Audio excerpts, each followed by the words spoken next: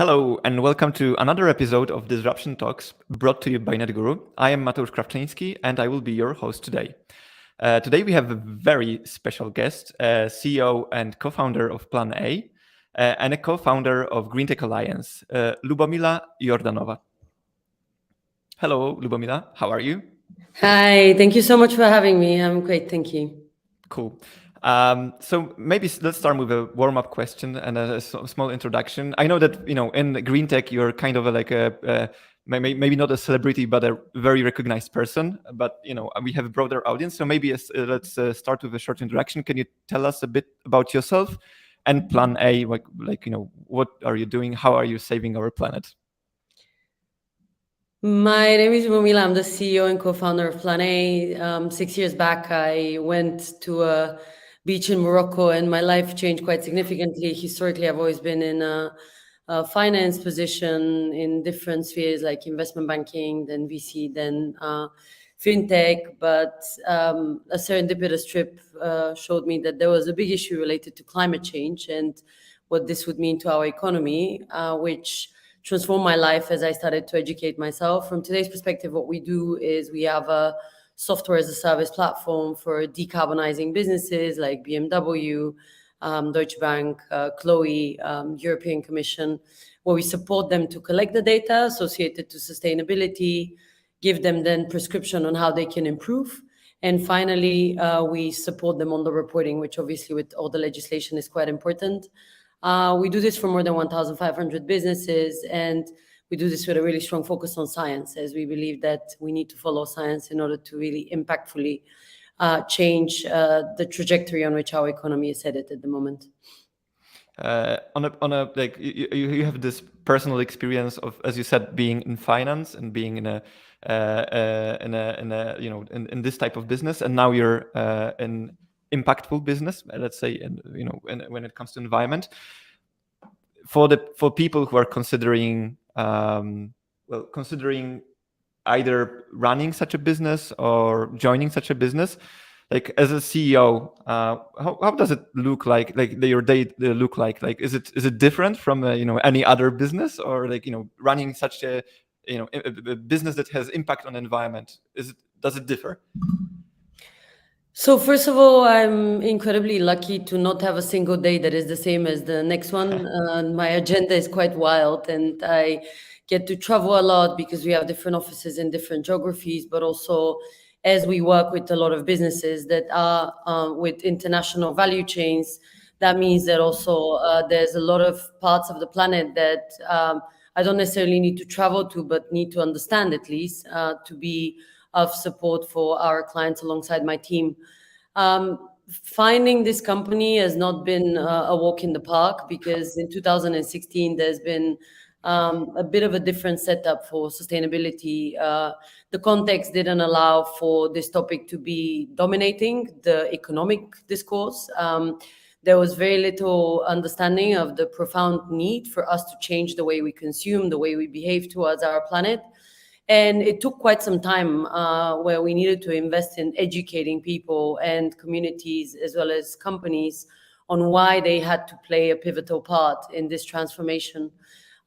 Since then, I can confidently say that for anyone that is kicking off their entrepreneurial journey in the field, today, the reality will be significantly different, as there's a foundational knowledge about why does this topic matter.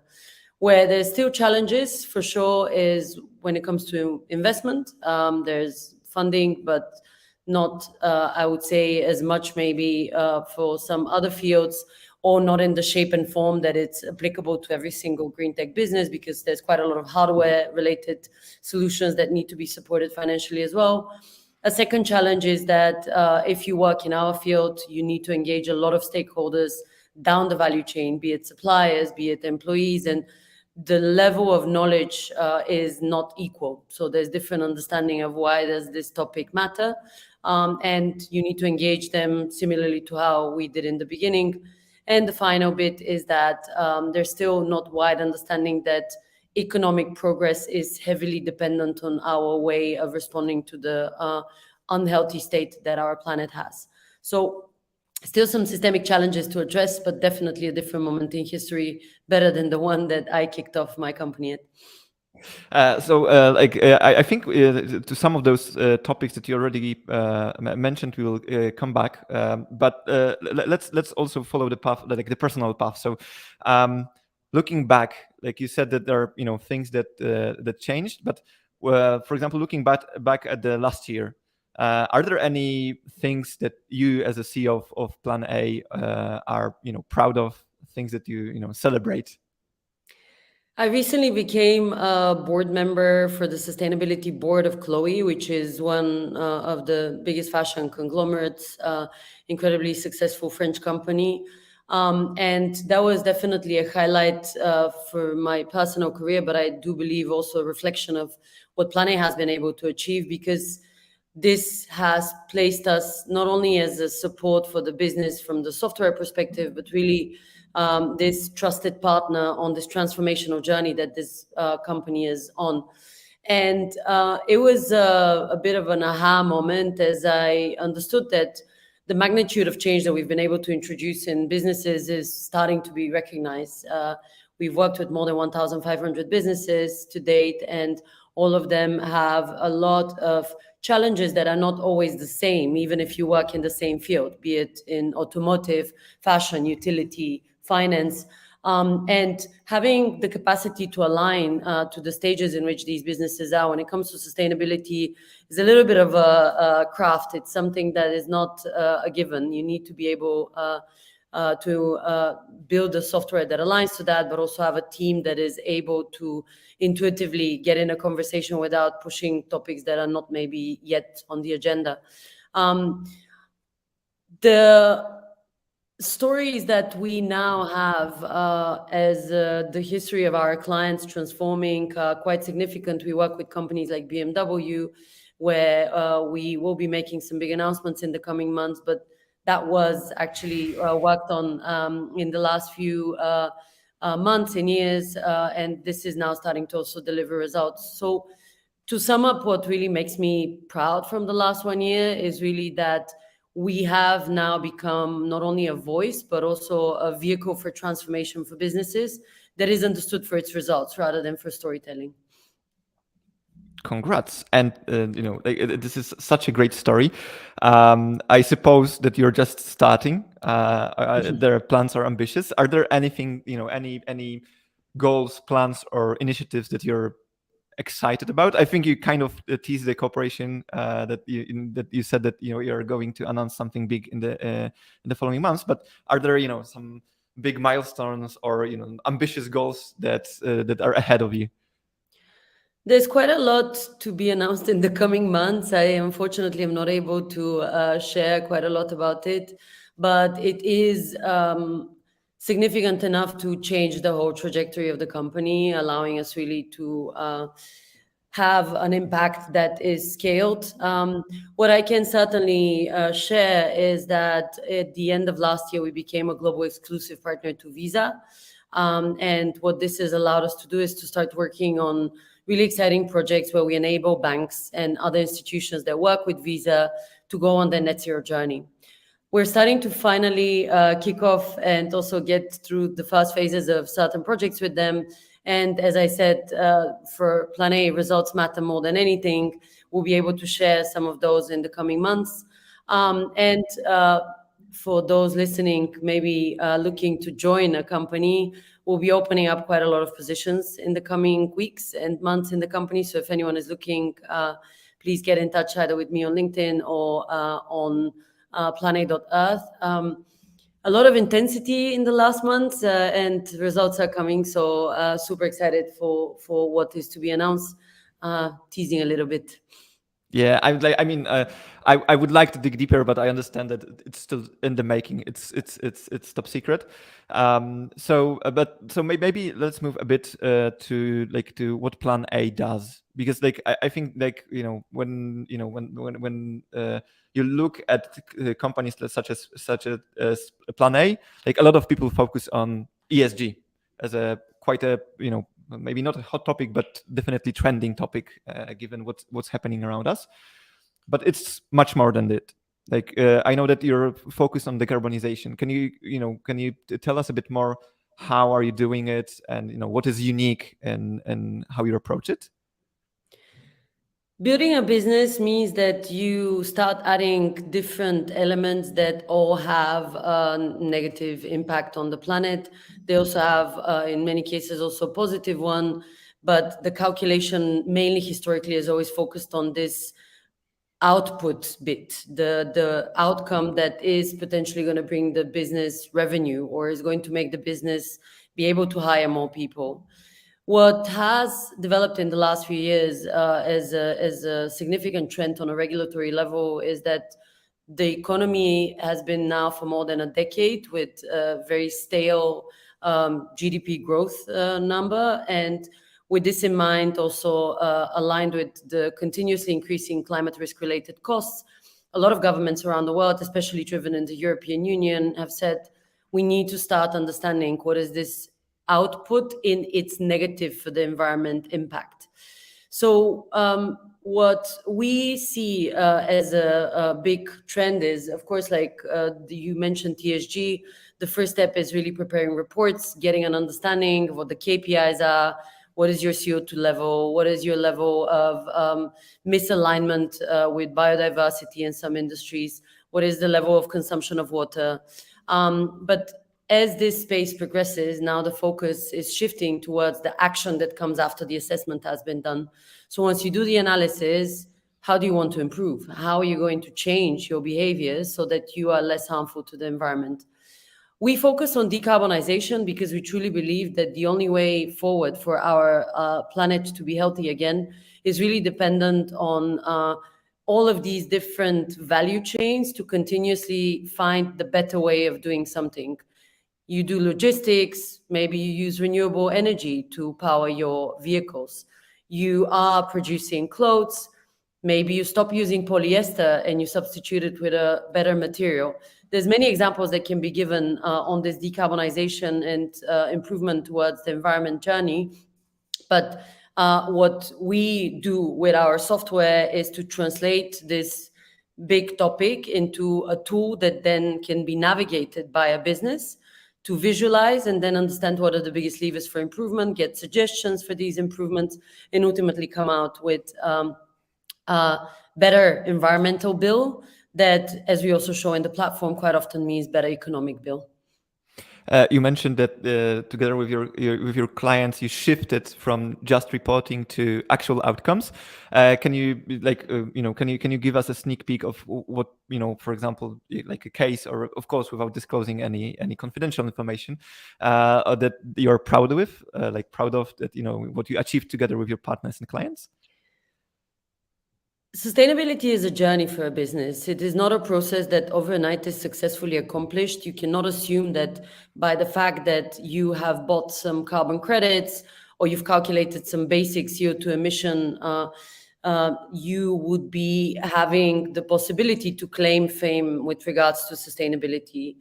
What is important, though, to understand when you talk about this sustainability journey is that it is a process of a transformation for a business, which is at the end of the day dependent on a lot of people, use of resources such as time, also money, and obviously one that is not always very straightforward to navigate if you're talking about businesses of the magnitude of the big banks or the big automotive companies in the world. We kicked off the development of the platform with the focus on the data assessment because we knew that you need to assess with focus on accuracy to then make a plan. But now we have been able to go towards this decarbonization focus. And one particular example that I'm incredibly proud of, and it's great that we're mentioning this today, is a fashion company called Gani, which is based in Scandinavia, and they were, when they kicked off their journey with one single person in the CSR department that was focused on preparing a report. And that was essentially the outcome of her work for that particular historical moment for the business. Since we've started working with them, actually, they've become a pioneer in the fashion industry for sustainable practices. They're widely copied in a positive way by many others.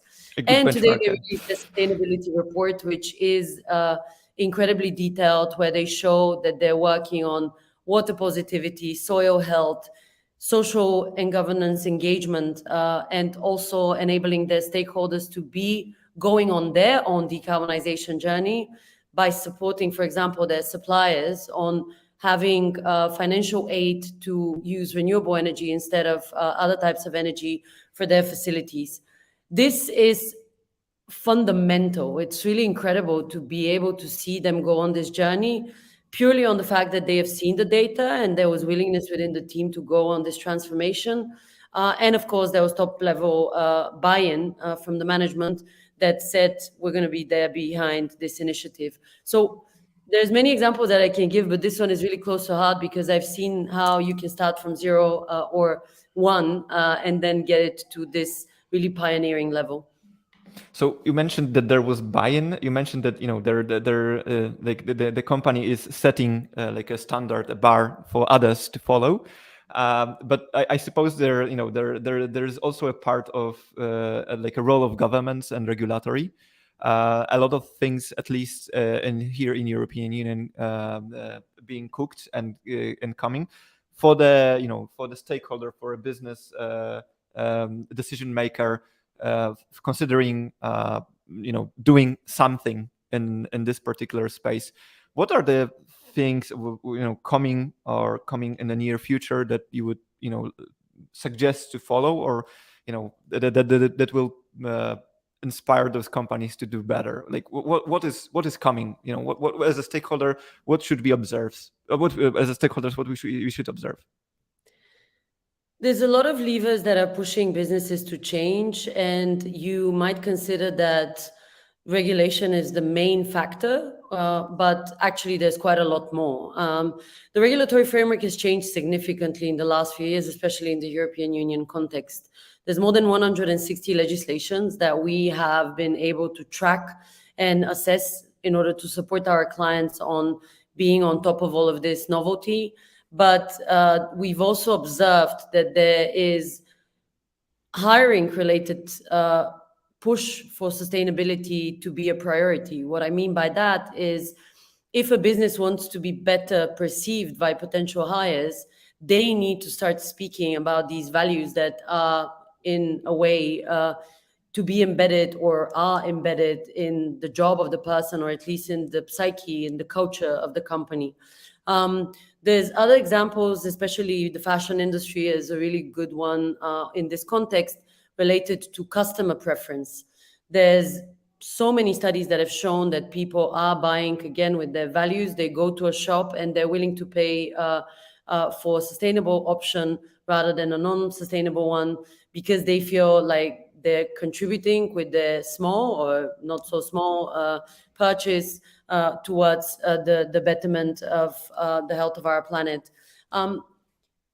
These levers for the largest companies are working simultaneously because you have the employees that are pushing, you have the talent that you want to get involved that is pushing, you have the regulation that is chasing you, and also you have even investors asking you, what are you doing on the ESG topics?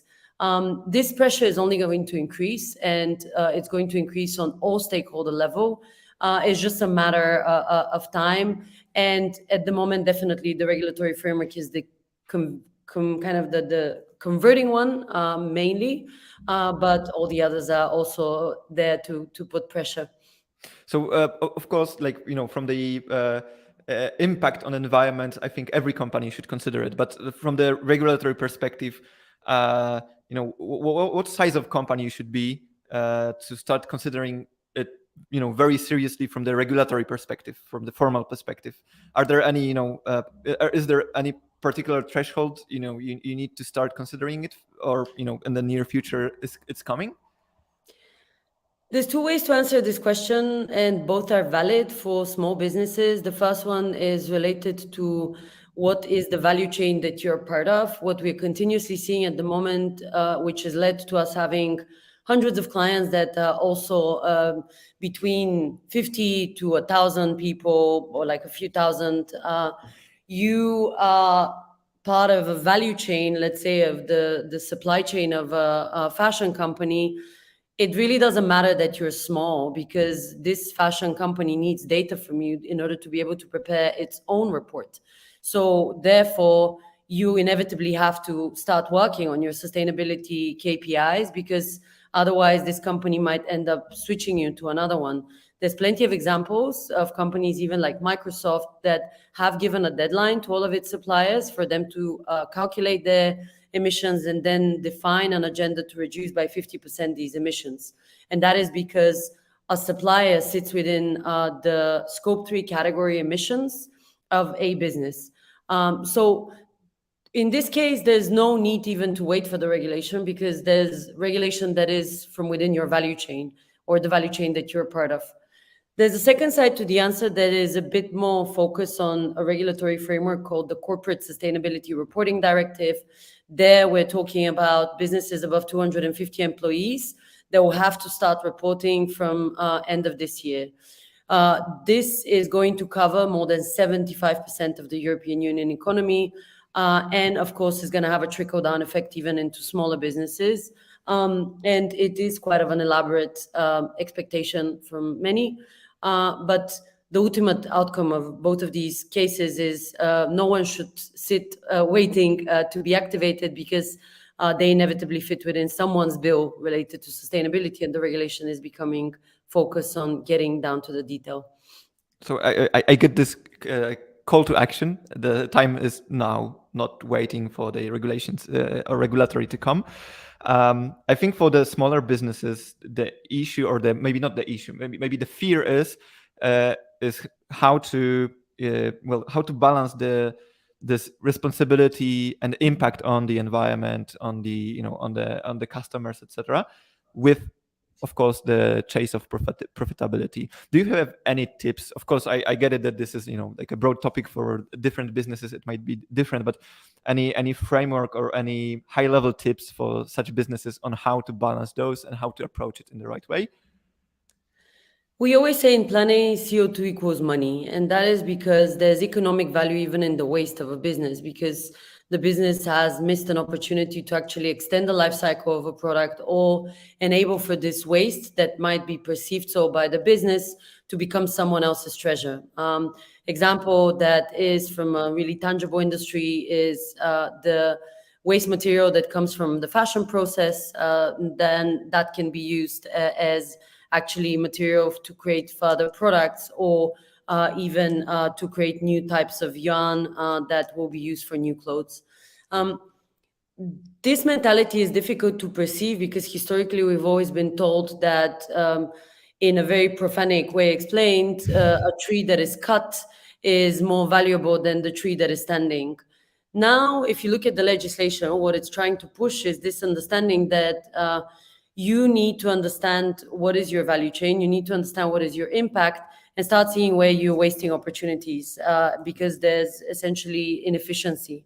Inefficiency means money lost, and also that means that the business is potentially kind of leaking the possibility to make sure their value chain is more robust. Another example that can validate this kind of statement is related to the costs associated to climate risk.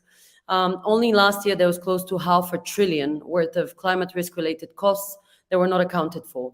This is facilities that are destroyed somewhere in the world due to floods or other types of increase in speed and visibility, natural disasters that a normal occurrence, but because of climate change, they've become more intensified. It has been the cases where winemakers had their crops destroyed because of drought, or because of heat, or because of something else. When we don't account for the impact that we've had historically on the planet, we need to account for where we're losing money, because the planet is starting now to increase its negative impacts. A final example is really related to the more human side. We have now continuously seen quite a lot of large businesses be impacted because they're misaligned in values from their employees. All of the training that goes into these people before they decide to leave, all of the investment into scaling these people so that they contribute better, it's absolutely wasted. Same goes for talent that you've not been able to attract. And there's a necessity to think of CO2 or environmental impact as an economic value to really see where you are standing in your capacity to be competitive for the future as obviously climate change intensifies. So I would like to ask the next question from the audience. Zofia asks, what role do you believe government policy should play in encouraging decarbonization, and what policy changes would you like to see? I think the first part we kind of touched upon, but maybe the second one, what would you like to see in the future?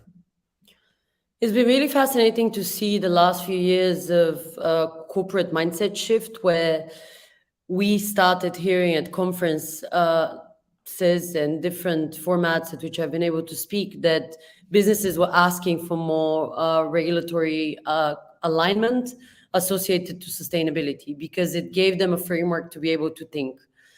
Too much regulation is not great. I'm not a fan of that, but I do think that alignment in terms of KPIs is incredibly helpful. And I do feel like governments can be this guiding force where they use the scientific knowledge that they have to navigate the whole industry to move rather than one company moving by itself. The focus on decarbonization, in my view, has not been big enough. There's been a lot of focus on reporting, and there's actually a lot of studies that show that the more you report, you actually don't necessarily take more action. It's just a matter of more bureaucracy, so to say. And it is, I think, of utmost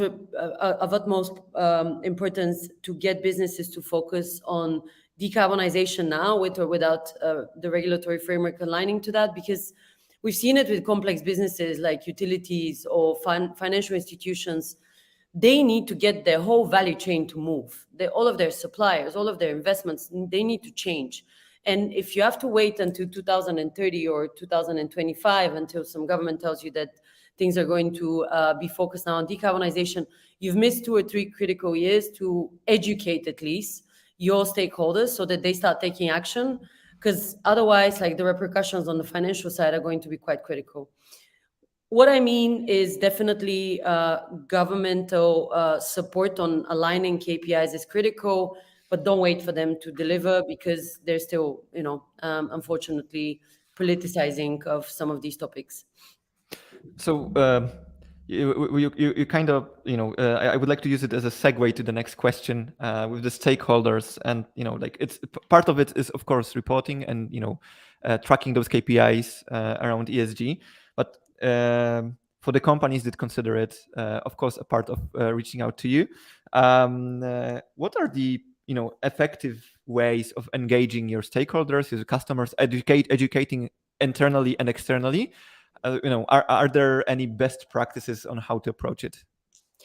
A few months back, we launched a sustainability educational platform, which offers free courses where businesses can learn about decarbonization policies through a 4-step course that is always focused on a particular industry. What we have seen is that the engagement is incredibly high when you focus on this positive aspect of thinking of sustainability as an empowering vehicle rather than as this burden that is created by policy or by some financial losses. When people are empowered to know that they are the driver in the driving seat rather than the one that is being punished, they have the possibility to see a transformation on a higher level and faster for themselves. Why education is also critically important is because we've compared what does it mean to tell a supplier you need to prepare a report without explaining to them why sustainability matters, and with explaining to them why sustainability matters. It took us 10 times less time when we educated them on why it mattered, because they felt engaged. They felt the need to be part of a larger process that is, in a way, securing their future. But otherwise, it felt really like they were burdened by yet again another framework or requirement. The best way to engage is really through positivity that is focused on education. That is what we've learned. And I can continue giving a lot of examples, but these two, I think, are particularly prominent and yeah, So hopefully good let context. me follow up on this. Could you give us, like, because I would like it to be, you know, very practical. Could you give us, of course, like, you know, there are a lot of areas, but can you give us an like a small example of what does it mean in a, you know, very particular scenario? You know, how to do it practically in a given context. So I'll give an example from a private equity that we work with. A private equity, in terms of their CO2 emissions, has, like any company, three scopes of emissions. But for the context of maybe the audience, I'll explain what these three scopes are altogether, and then for the private equity. Scope one is facilities and vehicles. So these are the offices, the cars, and so on. Scope two is purchase electricity, heating, cooling, and scope three is suppliers, it's logistics, employee commute, employee travel. And in the case of financial institutions like this private equity, it is the investments. It is the assets that this private equity has under management. In order for this private equity to decarbonize its scope one, two, and three, they need to engage these portfolio companies to enable for them to learn how they can go on their own net zero journey. Because for this kind of a financial institutions, we're talking about 80% of their emissions sitting within this investment scope. What we did is we took all of these portfolio companies through an online course that was explaining the benefit of sustainability and the business case for sustainability, so that they understand why they were there potentially to lose money if they were not to act. And the outcome essentially was that they engaged significantly to prepare these reports, but then went on their own net zero journey. There's a lot of ways in which you can engage. You always need to use the angle that makes sense within the context of the particular industry. For that case, it was really explaining what is the loss on the money side if they are not particularly excited about ESG today. So hopefully this makes it practically Talking business. engaging. Yeah.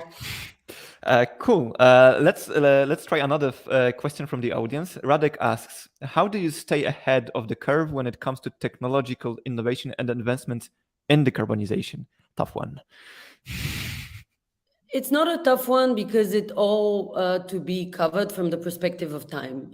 There's a lot of time wasted still to talk about sustainability without any action being taken. And the sad reality is that being ahead of the curve is actually doing the actual decarbonization now. We work with quite a lot of businesses in complex fields, and those that we would consider as pioneers are the ones that have put money behind this transformational journey of the business, be it by educating these stakeholders, as I was saying, or by putting money in initiatives like insetting, or by starting to change some elements of their facilities, their value chain, like transportation, logistics.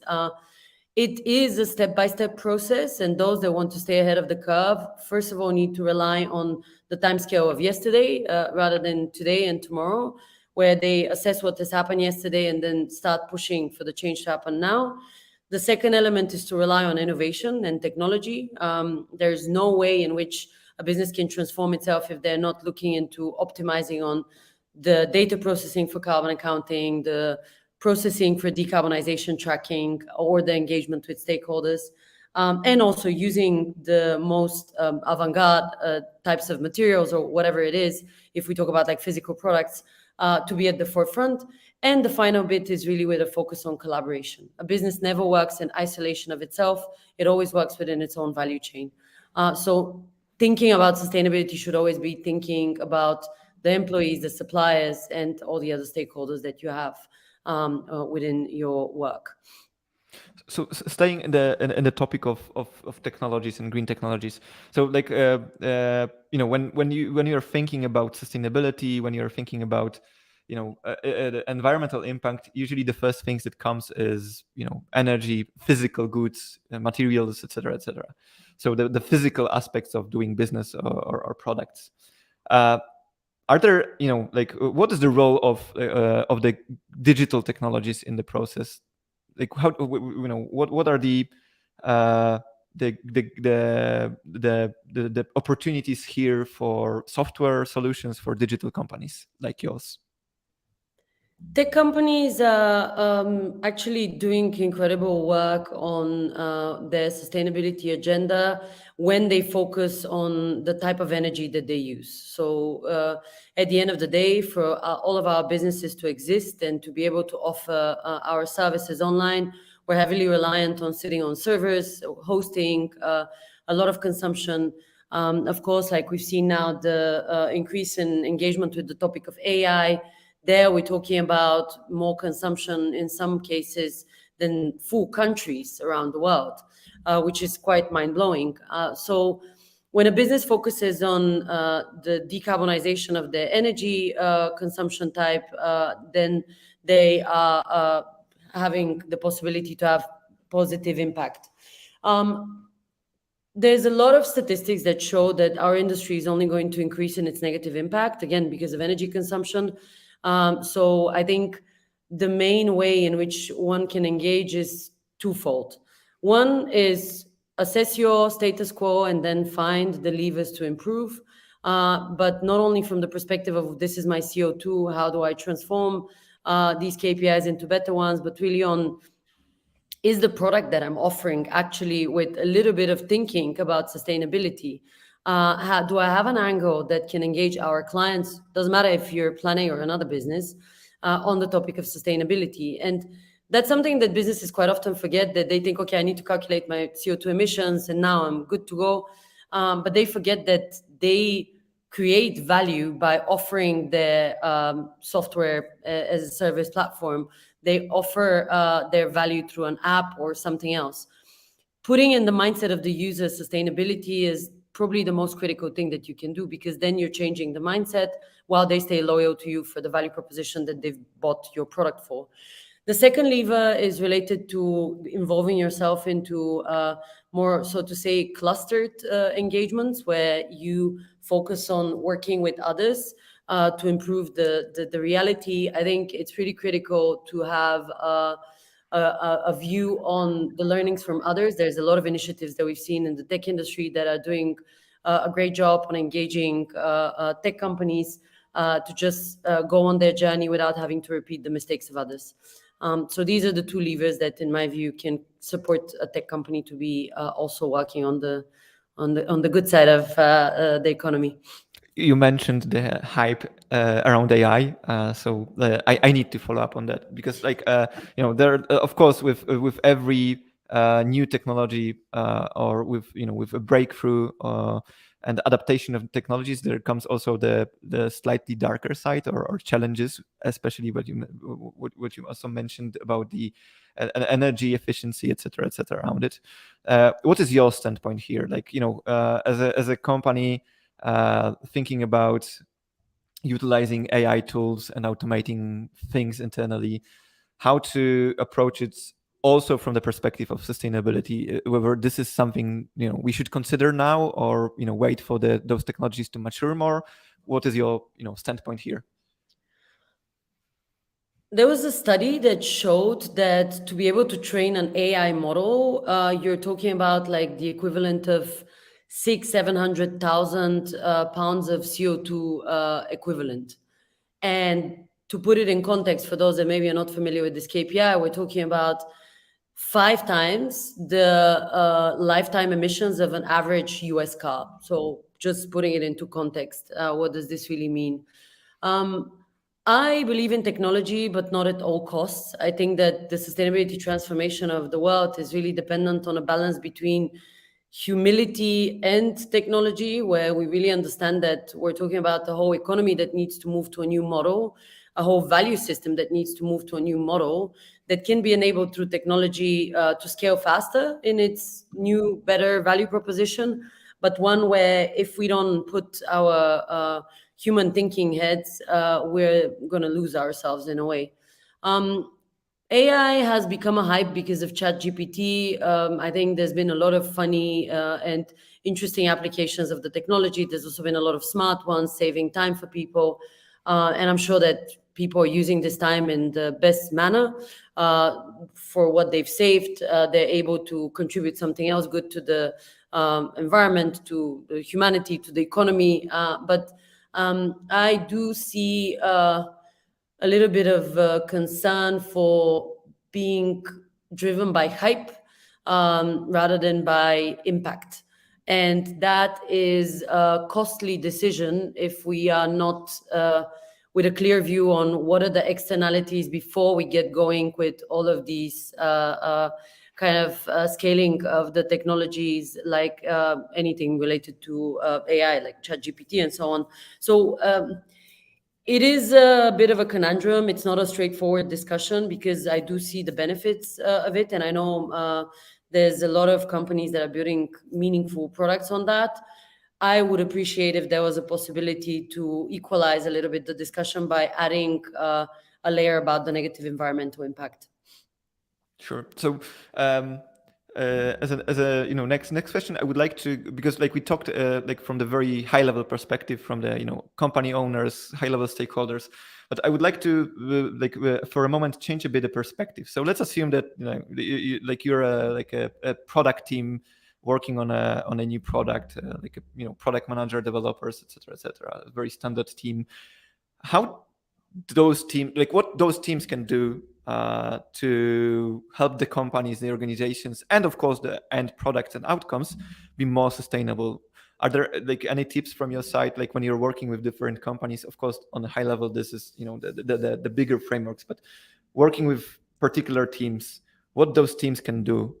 Of course, some examples on how to bring sustainability as a lens to their work, daily work. What has been really interesting to observe in some of our client cases is that they would put an empty chair in a meeting room and they would say, this is nature. And it sounds maybe a little bit too dramatic or, yeah, look, you're laughing. So maybe it is not aligned to the thinking of everyone. But the idea is more symbolic, where you have this consideration in the back of your mind, where you're thinking, we're going to produce a new potato peeling machine. And you are starting to think, okay, we're going to use this material. For this material to come to us, we're going to have to take it from China. And then it needs to go through all of these steps. And it's going to take 3 months for it to come. When this discussion is happening, there's always an environmental layer to every single decision that is being made. It starts with the design, but then it goes into the production, and then it moves into like where from the production this machine gets to be distributed so that it gets to be used. So having this chair, even if it's not a chair, but it's just like in the back of the decision-making process, a consideration for the CO2 emissions, but also for just the impact, like, can we source this product or the materials associated to this product from a place that is not that far away, or it's not done at the cost of a lot of deforestation? It might seem a little bit surprising because you might think, okay, but what is a product manager to do? Why should they consider that? In the companies that are really most advanced when it comes to sustainability, we talk about a sustainability expert within every single department. That is where the future is headed, because that would be a costly choice for the business if they don't consider what is the waste that they are not extending the life cycle of. So the first step is maybe putting this chair there. As a second step is probably having the possibility to translate this kind of stakeholder that is put on the table with KPIs. Cool, thank you. And I'm also thinking like that you're in this unique position that, working with different companies, working with different stakeholders. Are there any, because like we talked about the regulatory issues, we talked about how product teams or organizations can do it, but from the entrepreneurial perspective, do you see like what are the opportunities on the market? Are there any particular spaces that that you're monitoring or observing? Does it create new opportunities for businesses and for teams to thrive? Consider the economy as this complex set of activities and projects and processes that has been building up as a pile for a long time. What we're doing within our industry is basically untangling this pile and starting to depict different elements of it and then starting to look at them and saying, okay, this is not looking good, let me build the alternative that will, when scaled, act as a different opportunity, different option to respond to the same process or to be the same product.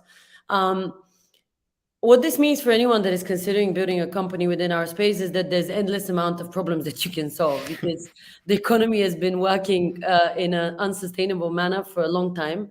And now the economy is starting to understand, and the regulation is a validation for this, as a concerned entity that needs to not only raise the alarm, but is starting to lose a lot of money and time and resources because it's not following a sustainable pattern. There's endless opportunities related to waste management, related to biodiversity, related to carbon accounting, related to transforming well-known industries like the fashion one, like the automotive one, where you can be the person that creates the bolts that make the car a notch more sustainable. Endless opportunities. And what I always tell people that are considering maybe entering the scene is think what you're passionate about. Maybe you're passionate about puzzles.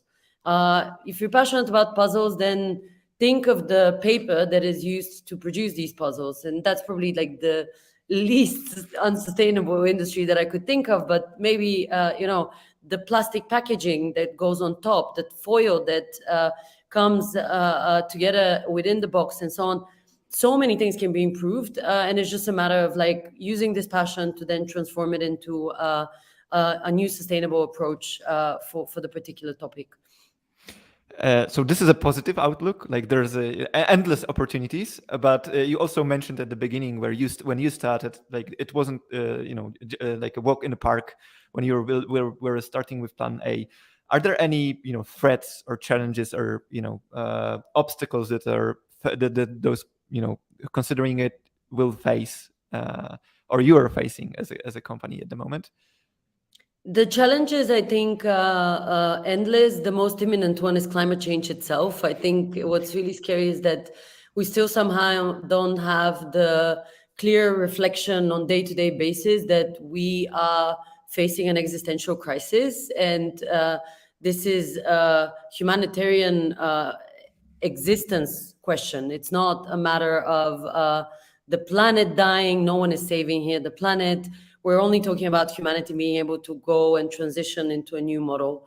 When it comes to the more practical challenges that we face, maybe, I think the whole industry is still burdened by lack of understanding on a deeper level by the investment scene to be supported for the value that it brings, because they're still thinking that maybe we should invest in AI and maybe you should invest in this and that. But sustainability quite often is forgotten, and especially the challenge sits for hardware companies that need a lot of working capital to even demonstrate that their prototype is working for a large-scale transformation of the economy.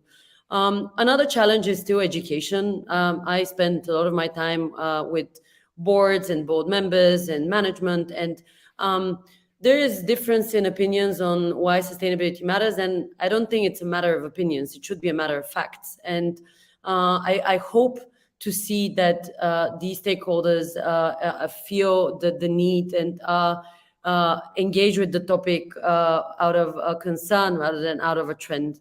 And the final concern that I would just say for I would think the whole industry is that we need to transform this competitive thinking that we've had historically in the economy into collaborative one, because there's no way in which this transformation of the economy is going to happen if we don't have the possibility to support each other and work with one another. So another question from the audience: what industries are leading the way in green transformation? Are there any patterns in the industries, or this is particular companies? Natalia Chrzanowska asks. It would be unfair to all of our clients and the incredible businesses that I've seen to pick one particular industry. I would definitely be able, though, to say that the regulatory framework has really pushed some industries to think a little bit faster than others. Automotive, fashion are definitely two prominent examples of simultaneous pushes and pressure points being observed, the investors, the employees, the consumers, and the regulation all simultaneously acting as a vehicle for change. So that definitely would be two examples that I would consider. If someone is considering joining an industry because they want to be at the forefront of the industrial transformation, I would, rather than focus on the context and kind of concept of industry, into the concept of a company, because majority of industries that we even work with are driven by one or two or three companies that are pushing the needle, and others that are maybe a little bit falling behind but trying to catch up fast. Sure, sure. Coming back to the topic of the threats, you said that there's a capital intensity in some of the products, but like looking at the charts, green companies, climate technology companies are rather the ones that, despite of the economical situation, are still getting funds. Do you also observe it from your perspective? Like, is it negative or positive? There's definitely been a lot of talk about what is called the climate premium. And for anyone in the startup scene, it would be clear what multiples means, or what this whole concept of valuation of a business is. But there's definitely been a particular interest in investing in these companies, and there would be willingness on the investor side to pay more money.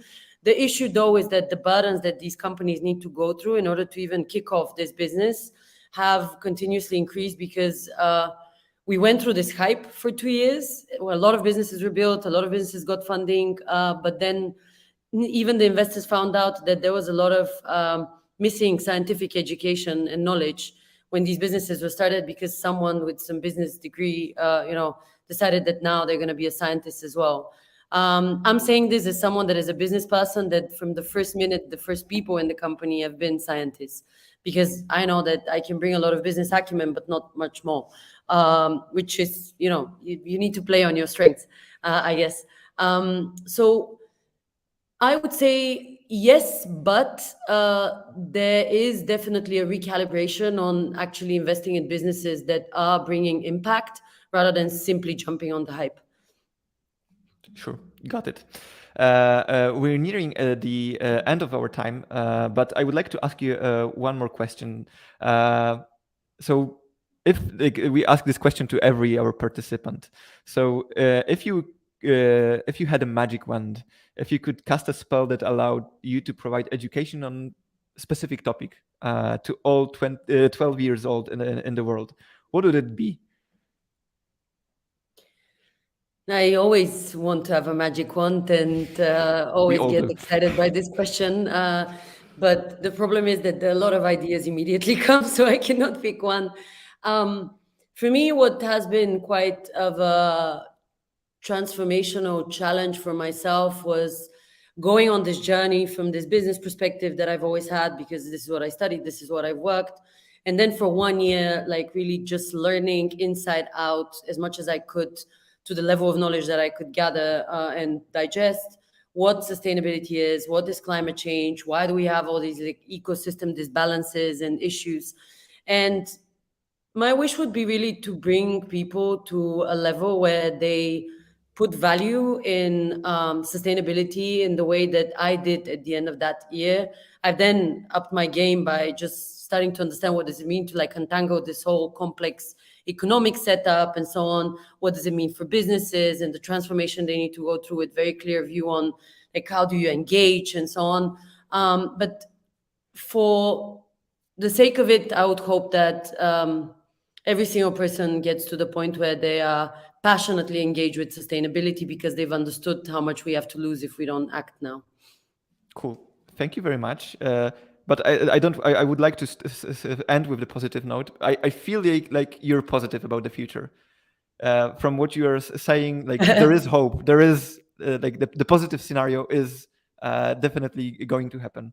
Yes? I'm with endless positivity, because this is my part of my job as well. I put a lot of energy in the last 6 years on obviously growing Plan A, our team, but seeing one person after the other transforming their minds and seeing the results of why it is so powerful to think of sustainability as a vehicle of change and economic stability.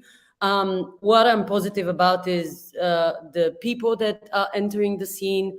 If you look at the Planet team members, it's absolutely incredible because they're people with many years, decades of experience in large companies that now want to work in a startup because they want to fight climate change and support businesses on this net zero transformation.